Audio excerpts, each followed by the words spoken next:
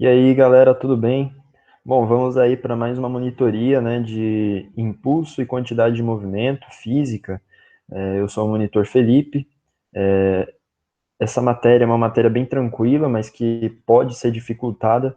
Eu trouxe aqui o básico que para a gente conseguir resolver as questões de Enem, mas se tiver alguma questão que vocês estejam realizando, tentando fazer e não estejam conseguindo, né, é só mandar a mensagem aqui para o meu WhatsApp que a gente tenta te ajudar, beleza? Então vamos lá.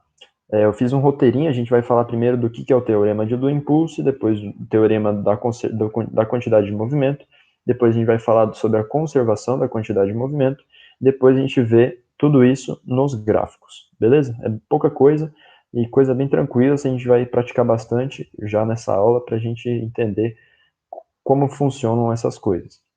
Trouxe aqui alguns princípios iniciais que a gente precisa ter na cabeça, que seria que o impulso e a quantidade de movimento são grandezas vetoriais. E o que é o vetor, né?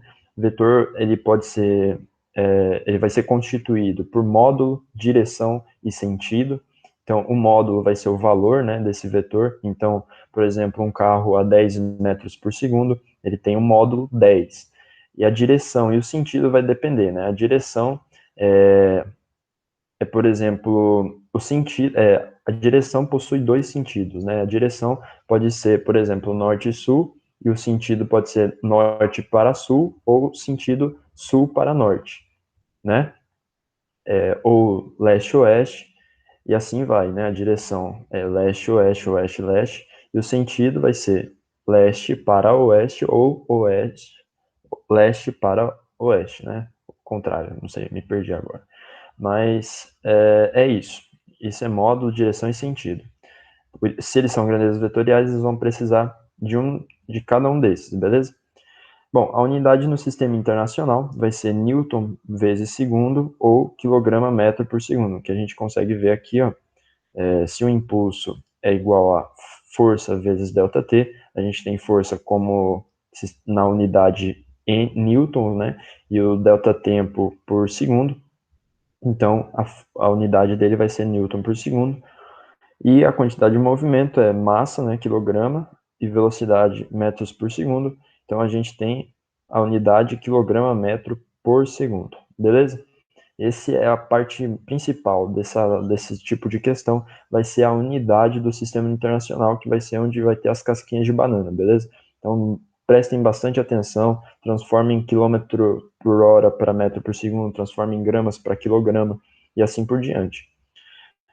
Então, o impulso é uma força agindo sobre um corpo por determinado tempo. Então, o impulso é exatamente aquilo que a gente pensa quando a gente está no nosso cotidiano, né? A gente vai fazer um impulso em alguma coisa, a gente vai colocar uma força por um determinado tempo e esse corpo vai se mover, né?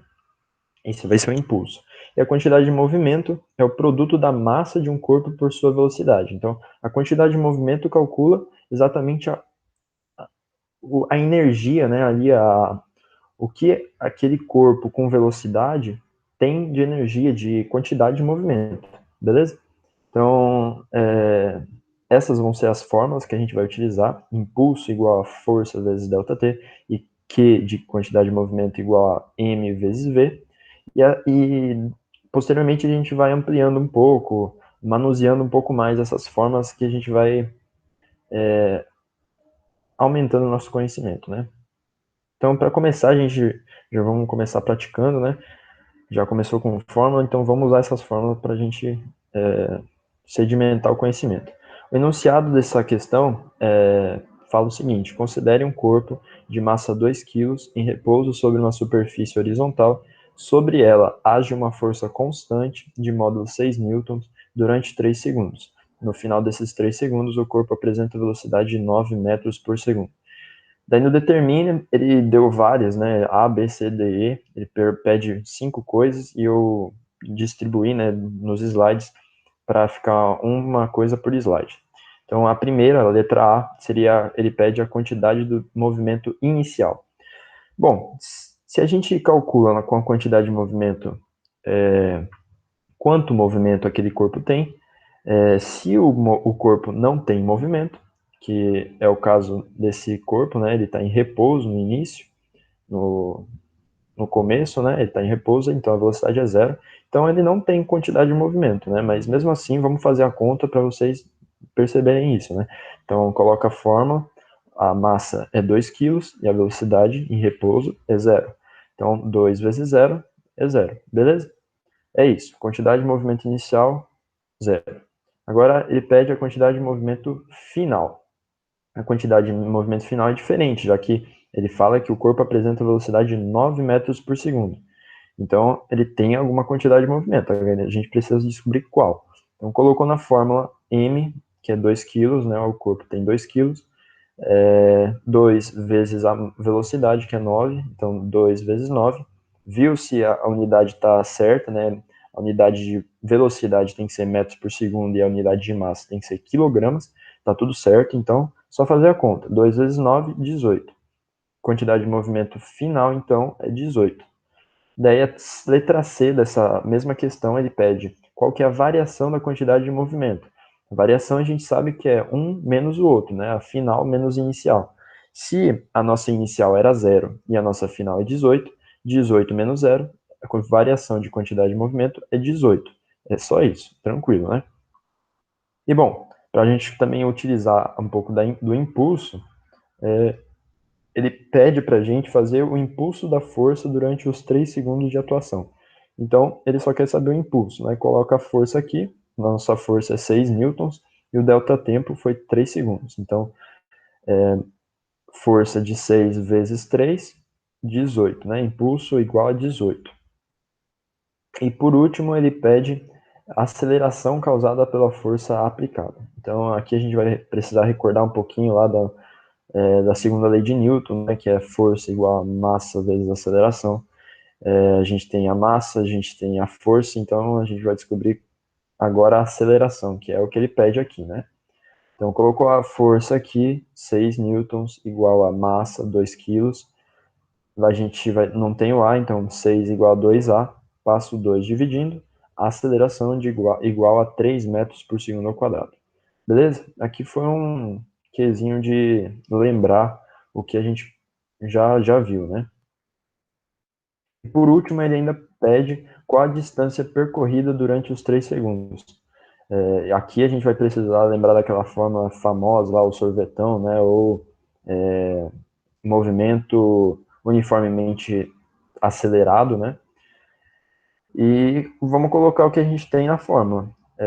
Ele quer saber o S, a distância percorrida. A gente sabe que o S0, o S inicial é zero, mais V0, que em repouso é zero, né? Então, 0 vezes o tempo, que é 3 segundos, 0 vezes 3 é zero. Então, esses dois já zeraram, o que resta para a gente é essa aqui. Então, aceleração vezes tempo ao quadrado sobre 2 vai ser a nossa distância percorrida. A nossa aceleração a gente viu que é 3, né? Aqui, né? A gente viu que é 3 e o tempo é 3 segundos. Então, faz aqui, né? Coloca na fórmula, fica 3 vezes 3 ao quadrado. 3 ao quadrado a gente sabe que é 9. 9 vezes 3 a gente sabe que é 27. Então, 27 sobre 2, a gente tem que a distância percorrida vai ser de 13,5 metros.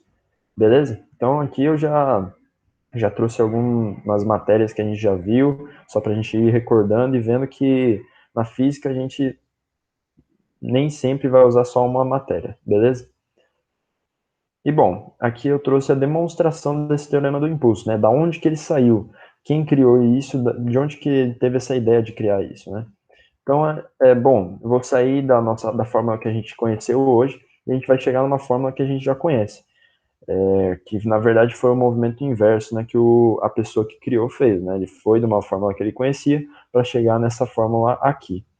Então, como a gente viu lá, a unidade do impulso e da quantidade de movimento, a unidade no sistema internacional é a mesma. Então, a gente sabe, desde as primeiras aulas, que quando a unidade é a mesma, a gente pode ter alguma relação entre esses teoremas, né? Essas incógnitas, né? Então, aqui a gente já sabe que de acordo com essa demonstração, a gente vai saber que o impulso vai ser igual à variação de quantidade de movimento. Variação de quantidade de movimento é isso aqui, né? Quantidade de movimento final menos a quantidade de movimento inicial. E como que isso surgiu, né?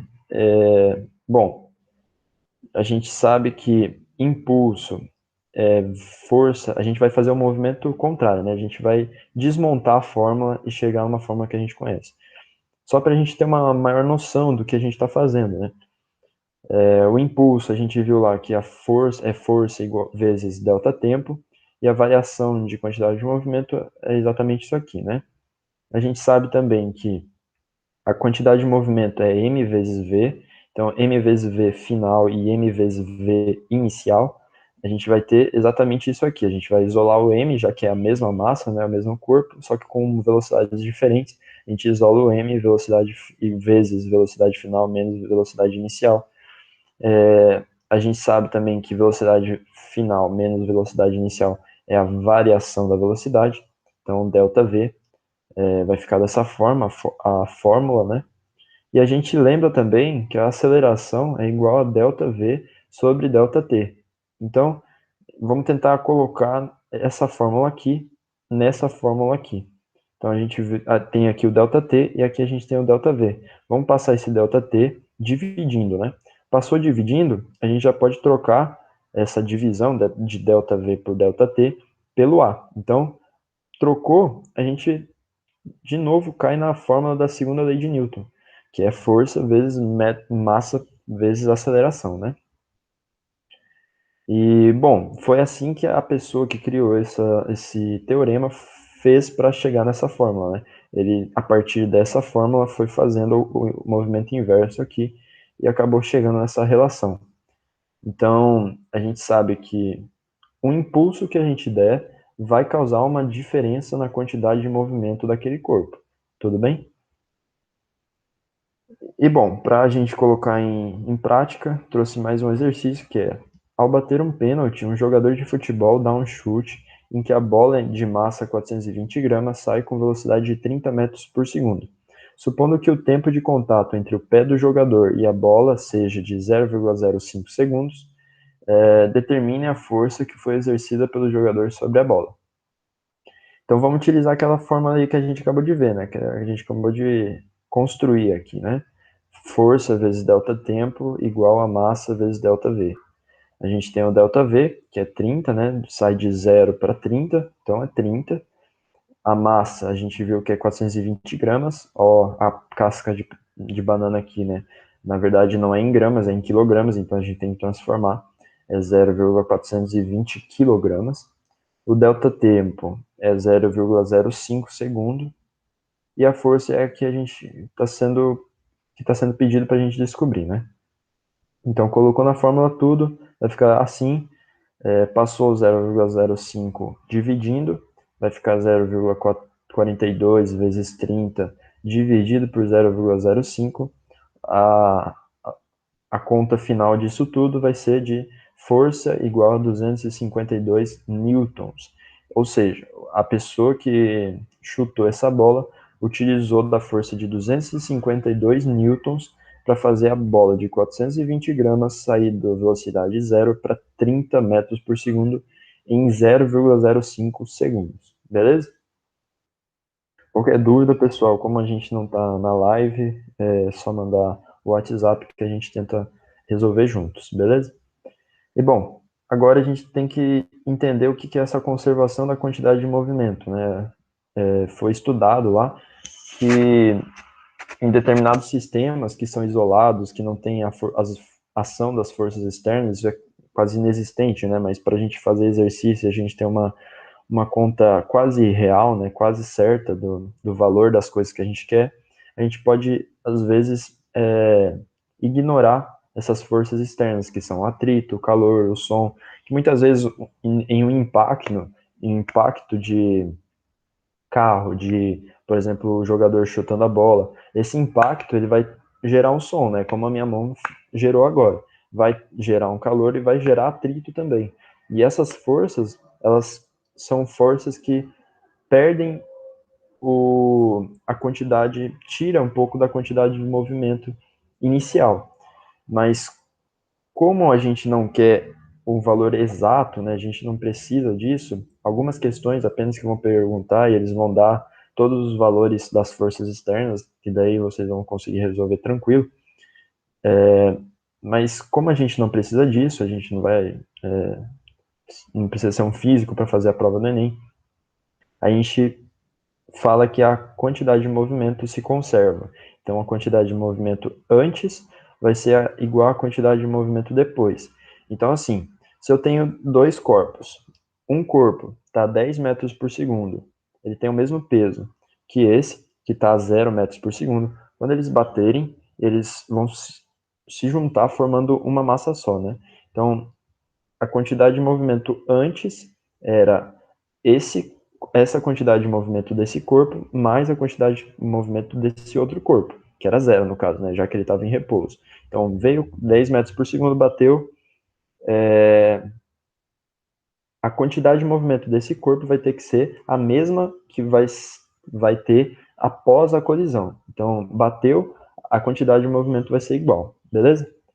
É isso a conservação da quantidade de movimento. E caso tenha atrito, calor e som, que ele provavelmente vai falar na questão, a gente vai subtrair, né? Vai ter a quantidade de movimento menos essa força externa, vai ser igual à quantidade de movimento depois, beleza? É só isso. E bom, para a gente testar, vamos fazer essa questão aqui. Suponha que um caminhão que trafegava a velocidade v, aqui a gente já vê que ele vai perguntar qual que é essa velocidade. Tem que descobrir qual que vai ser a velocidade do caminhão. Então ele não deu a velocidade inicial, a gente vai ter que descobrir depois.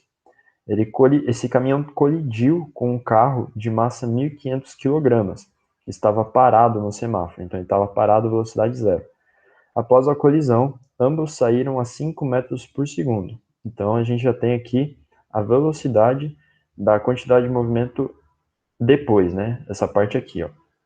Beleza? Então aqui na antes vai ser a quantidade de movimento do caminhão mais a quantidade de movimento do carro e na quantidade de movimento depois vai ser a quantidade de movimento do carro junto com o caminhão, beleza? Então a gente também sabe que a massa do caminhão é de 6.000 quilos e aqui a colisão durou 0,2 segundos. Determine. Ele pede na letra A qual a velocidade do caminhão, qual que a velocidade do caminhão trafegava, né?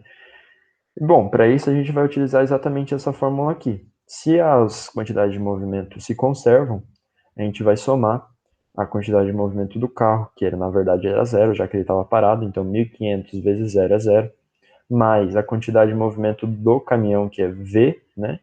V vezes a massa dele, que é 6.000, vai ter que ser igual a massa do carro mais a massa do caminhão vezes a velocidade dos dois, beleza? Então vamos colocar isso na forma. Colocou aqui, ó, 1.500, que é a massa do carro, vezes zero, que é a velocidade do carro, mais 6.000, que é a massa do caminhão, vezes V, que é o que a gente vai descobrir, né? Velocidade inicial do caminhão, vai ser igual a 7.500, que é o quê? A massa do caminhão mais a massa do carro, que é 6.000 mais 1.500, 7.500, beleza?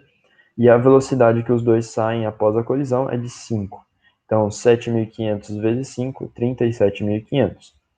E aqui desse lado, zerou, né? Esse termo aqui. Então, sobrou só esse. 6.000 vezes V é igual a 37.500. Passo 6.000 dividindo. A gente tem que a velocidade do caminhão inicial é de 6,25 metros por segundo. Beleza? Viu só como a gente conseguiu achar uma velocidade que a gente não tinha só por causa dessa fórmula? É uma fórmula revolucionária, né? E bom, vamos para as outras questões. A letra B pede qual a força que o caminhão fez no carro. Bom, para isso, a gente vai novamente utilizar aquela fórmula que a gente mesmo montou. É força vezes delta tempo igual a massa vezes delta V. Porque a gente tem três disso e a gente vai ter que descobrir um, que é a velocidade, né? Então, a gente tem que descobrir a força, a gente tem o delta tempo, né, que é 0,2 segundo, a gente tem a massa e a gente tem o delta V, que saiu, por exemplo, o caminhão Ele saiu de 6,25 metros por segundo para 5 metros por segundo. Então, ele teve essa variação de velocidade. Já o carro saiu de 0 para 5 metros por segundo, né? Então, o corpo que você for utilizar, você utiliza a variação da velocidade desse mesmo corpo, entendeu? Então, se eu for utilizar o caminhão, eu vou ter que utilizar os 6.000 quilos na massa, eu vou ter que utilizar a variação da velocidade também do caminhão. Então, 6,25 menos 5, que é 1,25, beleza? Bom, colocou na fórmula, a gente tem a força, que a gente vai descobrir agora, o delta tempo, que é 0,2, igual a 6.000 quilos, eu fiz com o caminhão aqui, 6.000 quilos a massa do caminhão, e a diferença da velocidade desse caminhão. Ele começou com 6,25 e acabou com 5 metros por segundo. Então, a variação é 1,25. Então, essa conta aqui vai dar 7.500, passo 0,2 dividindo, 7.500 dividido por 0,2, a gente tem que a força foi de 37.500 newtons, beleza? E bom, aqui na letra C ele pede qual a força que o carro fez no caminhão.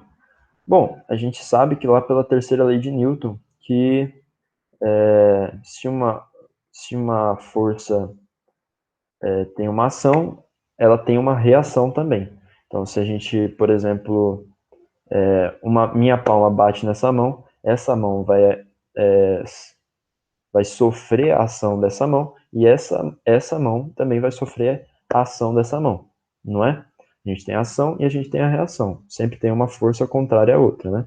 Então, se um caminhão que bateu a 37 e fez força de 37.500, a gente vai saber também que o carro precisa necessariamente fazer essa mesma força no caminhão. Para a gente notar isso na conta, a gente vai fazer agora essa mesma fórmula, só que ao invés da massa do caminhão e a velocidade, variação da velocidade desse caminhão, a gente vai fazer do carro. Então, F vezes 0,2 segundos é igual a 1.500 quilos, que é a massa do carro, vezes 5 metros por segundo, beleza? Então, a gente já vê aqui ó, que 1.500 vezes 5 é 7.500, a mesma coisa que 6.000 vezes 1,25. E essa conta vai dar a mesma coisa que deu aqui, 37.500. Legal, né? Essa também é a famosa conservação de quantidade de movimento. E bom, por último, para a gente visualizar e saber como que a gente vai fazer, por exemplo, uma força variável, a gente tem aqui esse gráfico que é o que a gente está fazendo até agora, né? É uma força constante de 10, nesse caso, por 5 segundos, a gente vai ter o impulso de 10 vezes 5, não é? Então, se a gente tem 10 vezes 5, a gente tem no gráfico exatamente a área desse retângulo, né? 5 e 10. A base vezes a altura, né? Isso aqui é a área desse retângulo. Se a área do retângulo é igual ao impulso, quando a gente tiver uma força variável, ou seja, quando essa reta não for constante, né, essa reta for ou subindo, decrescendo, ou dessa forma aqui, né, torta, mesmo assim a gente vai conseguir descobrir qual que vai ser o impulso, já que o impulso é igual à área abaixo dessa reta, né? Então, a área dessa reta aqui, debaixo dessa reta, vai ser exatamente o impulso que a gente vai descobrir, beleza? Bom, para testar isso, eu trago mais esse último exercício, galera, tá acabando. Um objeto de 2 quilos, inicialmente em repouso sobre um plano horizontal, então estava em repouso já de início, zero velocidade, né? Fica submetido a uma força F resultante, também horizontal, cuja intensidade varia com o tempo de acordo com o gráfico a seguir. Determine a intensidade do impulso da força F entre os instantes t0 igual a 0 e t igual a 15 segundos. Então, ó, ele colocou aqui no gráfico para gente. A força resultante, a força que foi feita máxima foi de 100, mas em todo o movimento essa força foi variada, né? Ela começou aqui em 0 e foi subindo até chegar em 100 e depois desceu até chegar em 0 de novo, beleza? Então, como a gente não tem a força resultante constante, a gente vai fazer a área desse gráfico aqui, né? A área que está abaixo dessas linhas aqui, beleza? Então, a gente já vê aqui que isso aqui é um triângulo, né? E triângulo a gente sabe que é a base vezes a altura dividido por 2. Essa é a área do triângulo. Então, a gente tem a base aqui que vai ser 15, a altura é 100, né? E a gente vai dividir por 2. Então, 15 vezes 100 é 1.500. 1.500 dividido por 2, 750, né? Fizemos de cabeça, mas vamos fazer agora mostrando aqui. A fórmula que eu acabei de mostrar para vocês, a força variável, a força média aqui, né? Desculpa, pessoal. Impulso vai ser exatamente o que eu disse. 15 segundos, né? A base, vezes a altura, que é 100, aqui, dividido por 2. Essa é a área do triângulo. Então, 1.500 dividido por 2, 750 newtons. Esse é o impulso dessa força variável. Então, mesmo com a força sendo variável, a gente vai conseguir achar o impulso, beleza? Bom, pessoal, era isso que eu tinha para mostrar para vocês. Eu espero que vocês tenham aprendido alguma coisa hoje e que caso vocês tenham ficado em dúvida em algo, é só mandar um WhatsApp que a gente tenta resolver, tudo bem? Bom, muito obrigado pela atenção e bons estudos.